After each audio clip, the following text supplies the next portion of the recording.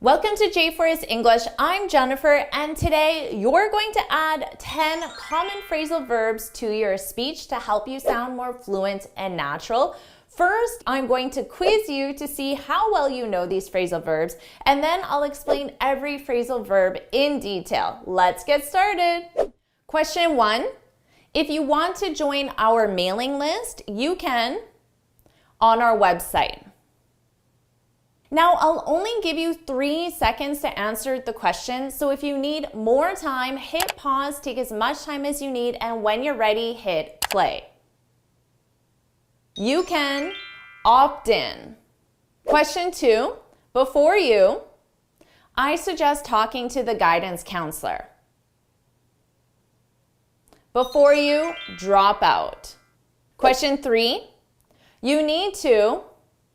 For dinner tonight, we're going to a nice restaurant. You need to dress up. Question 4, I read your email, but it's not clear to me what you're getting at. Question 5, Terrence just lost his job, so I'm going to my promotion at dinner tonight. I'm going to play down. Question 6, I know the meeting is for the sales team, but do you mind if I sit in? Question 7, let's order takeout. I don't have time to anything before your parents arrive. Whip up. Question 8, the board hasn't any of our recommendations yet. Acted on. Question 9, the cake looks delicious, but I'm trying to sugar. Cut back on. Question 10, we hadn't so much negative feedback. Bargain for. So how'd you do with that quiz? Don't worry if it was difficult, because now I'll explain every phrasal verb in detail. And if you would like more personalized support to help you become fluent in English fast, then I recommend the Finally Fluent Academy. This is my premium training program where you'll have me as your personal coach, and you'll learn how to become fluent in as little as 90 days. You can look for the link in the description to learn more and join today. Now let's review each phrasal verb in detail. Phrasal verb number 1, to act on. This simply means to take action, so to act, but you act on specific information, advice, or recommendations that you've received. For example, the manager acted on the findings of the report. So of course, in this report, there's lots of information and advice, and if you act on that information, the manager acted on the findings of the report. Or in a meeting, you might suggest to your coworkers, we need to act on the recommendations. We need to take action. Outside of the workplace, you might say, we need to act on the advice from our financial analyst. So they gave you some advice, you need to act on it. Number 2, to bargain for.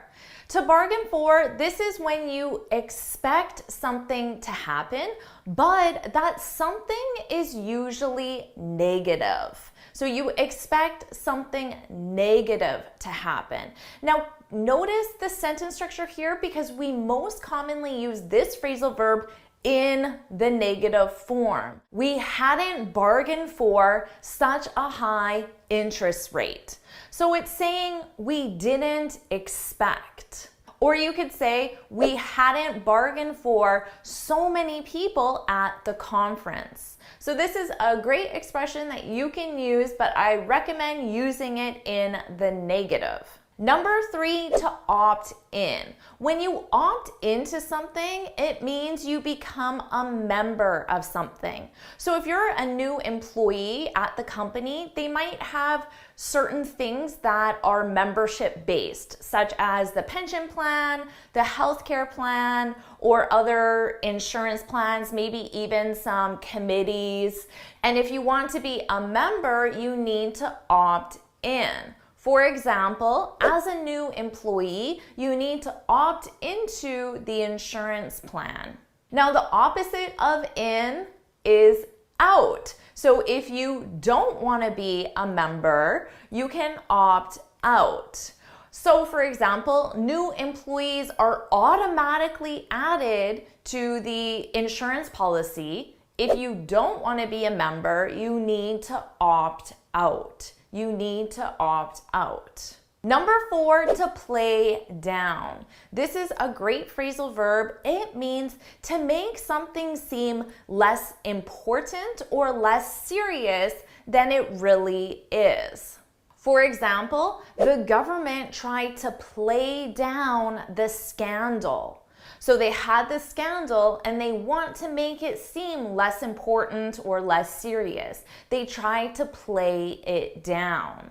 Or I could say the documentary played down his divorce. So there's this documentary on this person who got divorced, and they're trying to make it seem less serious or less important than it really was in reality. And that's what you need to keep in mind. In reality, the situation was more serious, but the documentary played it down. It wasn't that big of a deal. Number 5, to drop out. When you drop out, this is specifically used when you quit a course or you quit an entire program, a school program. So if you're pursuing a degree and you quit, then you drop out. Now, interestingly, Bill Gates dropped out of college to start Microsoft, and we know how successful that was. So although it might seem negative that you drop out, you quit, maybe not always the case. Mark Zuckerberg, the founder of Facebook, also dropped out of college to start Facebook. I'm not encouraging you to drop out, but it's not always a negative. And you can also use this for a specific course. For example, I think I'm going to drop out of calculus. It's too difficult. I'm going to quit calculus. Number 6, to cut back. This is when you spend less, you do less, or you use less of something.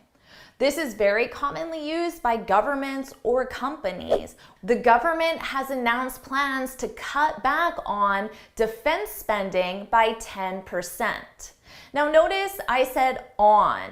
If you specify the something, defense spending, you need to use the preposition on. Cut back on. Cut back on defense spending.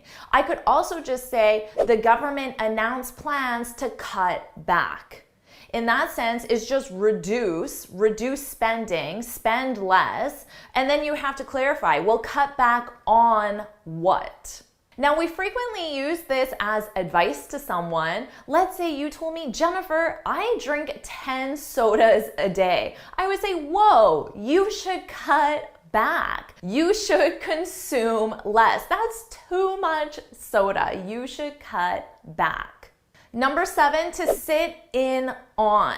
This is a great business phrasal verb. It's used specifically in the context of a meeting. And when you sit in on a meeting, it means you attend a meeting, but you only attend that meeting as an observer. So you're not going to participate, you're not going to present, you're not going to ask questions, you're just going to attend as an observer. So if there's a really interesting meeting at work, but you're not directly related to the subject matter, you might ask the organizer, is it okay if I sit in on the meeting today? And which means you're just going to attend to listen, to receive the information. You're not going to participate. Or if you're planning a sales meeting, you might say, it would be useful to have someone from accounting sit in on the meeting. So someone from accounting is just going to be there to absorb the information, but you don't expect them to participate or present anything. So very useful phrasal verb in a business context. Number 8, this is a fun one, to whip up, to whip up. This is very specific because it's used with food and it's used when you make food quickly. So you make yourself breakfast, lunch, dinner, a snack, it doesn't matter. You make any type of food, but you do it really quickly. So you might say, oh no, I'm running late. I need to whip up my breakfast. I need to make my breakfast really quickly. Or let's say you have some guests come over unexpectedly and you want to serve them something. You might say to your husband, give me a few minutes to whip up some appetizers. I'm going to make some appetizers really quickly. So it's a great phrasal verb that you can add to your daily vocabulary. Number 9, to dress up. I love this phrasal verb. To dress up is when you wear more professional or formal clothing, usually for a specific occasion. So if you're going out for a nice dinner, maybe it's someone's birthday or an anniversary, you would dress up. You would wear more formal or professional clothing than you normally would. Or let's say you have some really important guests coming into your office, some VIP guests.